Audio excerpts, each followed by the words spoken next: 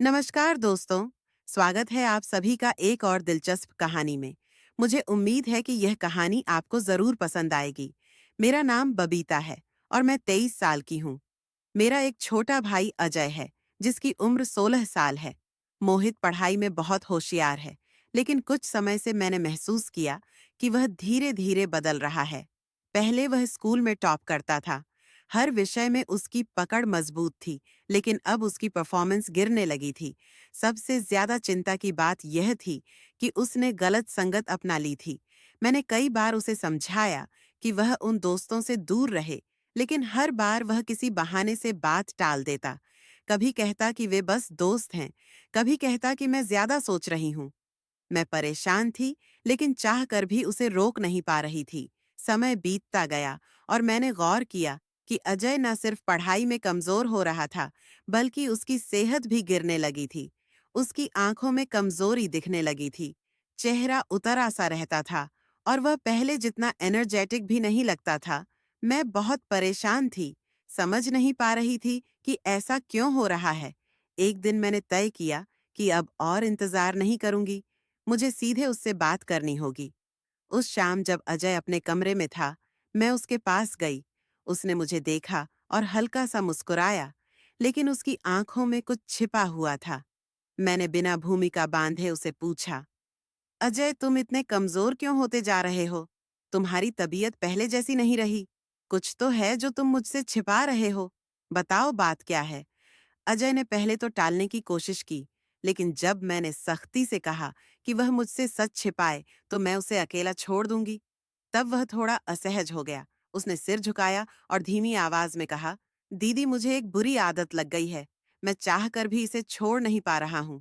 मैं घबरा गई। मैंने तुरंत पूछा, कौन सी आदत? अजय, उसने संकोच के साथ जवाब दिया, दीदी, सेल्फ लव। मैं कुछ क्षणों के लिए चुप रह गई। यह सुनकर मैं थोड़ा असहज हो गई, लेकिन मैंने खुद को संभाला। मैंने उसे डांटने के बजाय समझाने का फैसला किया। मैंने कहा, अजय, तुम अभी बहुत छोटे हो। तुम्हें इस आदत के बारे में किसने बताया? वह बोला, मेरे कुछ दोस्त इस बारे में बात करते थे। पहले तो मैं बस सुनता था, लेकिन फिर मैंने भी करने की कोशिश की। अब यह आदत बन चुकी है और मैं इसे चाहकर भी नहीं रोक पा रहा हूँ। मुझे एहसास हुआ कि यह स्थिति गंभीर हो सकती है।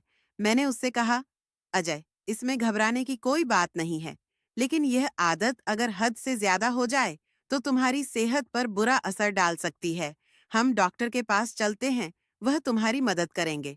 पहले तो अजय झिझक रहा था, लेकिन मैंने उसे प्यार से समझाया कि डॉक्टर से मिलने में कोई बुराई नहीं है। आखिरकार वह मेरे साथ चलने के लिए तैयार हो गया। अगले दिन मैं उसे एक अच्छे डॉक्टर के पास ले गई। डॉक्टर एक अनुभवी व्यक्ति थे, जिन्होंने मेरी पूरी बात ध्यान से सुनी। उन्होंने कहा, कृतिका, तुम थोड़ी देर के लिए बाहर बैठो। मुझे अजय से अकेले में बात करनी हो। मैं बाहर चली गई और इंतजार करने लगी। कुछ देर बाद अजय बाहर आया।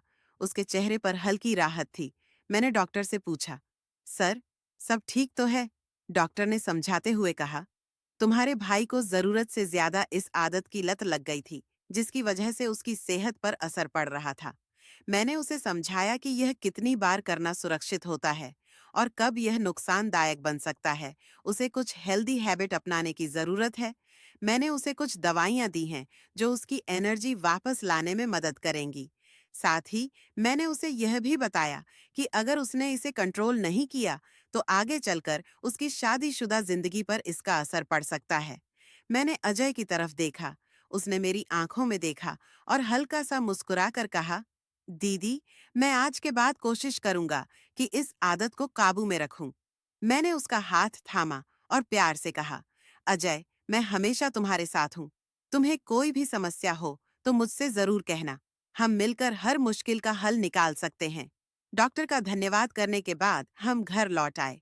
उस दिन के बाद मैंने अजय में बदलाव देखे। उसने पढ़ाई पर फिर से ध्यान देना शुरू कर दिया।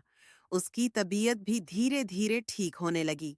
मैंने महसूस किया कि सही समय पर सही कदम उठाने से बड़ी समस्या हल हो सकती है। तो दोस्तों, यह थी मेरी कहानी। अगर आपको यह कहानी पसंद आई तो सब्सक्राइब करें और अपने विचार हमसे जरूर साझा करें। धन्यवाद।